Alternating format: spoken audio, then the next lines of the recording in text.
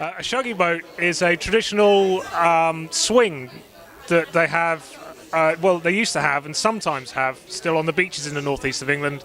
It's a swing in the shape of a boat, which you power not by swinging your legs, but by pulling a rope. And it was a very common sight in the beaches of Whitley Bay and Cullercoats especially up until the 1950s, 60s. But they've sort of gone out of fashion a little bit, and they haven't been around for a few years. Itself, Shuggy Boat Blonde.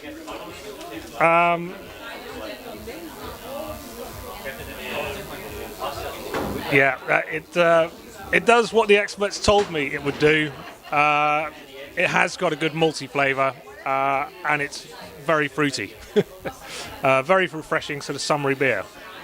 So first of all, I went off to Fawcett's and asked them, how do you make a really light beer with a lot of flavour? And they said, well, brew it with pale Marisotta, which is this stuff here, as your bulk malt, and give it a bit of extra flavour with some low colour, there's hardly any left, someone's eaten most of it I think, some low colour crystal malt, which should give it more of a malty, sort of biscuity flavour.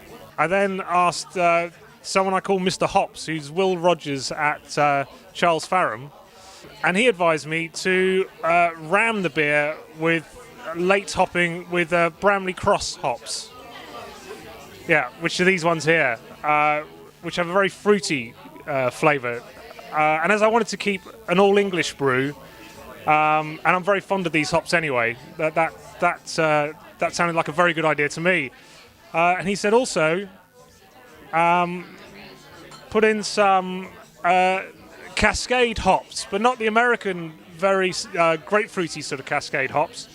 Put in some UK Cascade hops, which are much more subtle in their flavour. And a combination of those two at the end will give the beer a lot of fruity, summery sort of flavours, which is what I was looking for. And like all my brews, it's the same yeast strain. I just find it's by far the best yeast strain in terms of being able to collect it, reuse it, give the right flavours. And I sourced this from Brew Lab.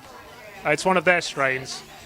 And I tested loads of different varieties, but this was by far the best yeast in terms of both handling it and in terms of the flavours it produced. Well, being the CULLERCOATS Brewery, I've always been a big fan of any charity that saves lives at sea. I've always thought it was an important charity to contribute to. And I donate 3p a pint to the cause. Every month I work out how many pints I sold and I send them the money. And since November 2011, that's just over a year, I've raised over £6,000.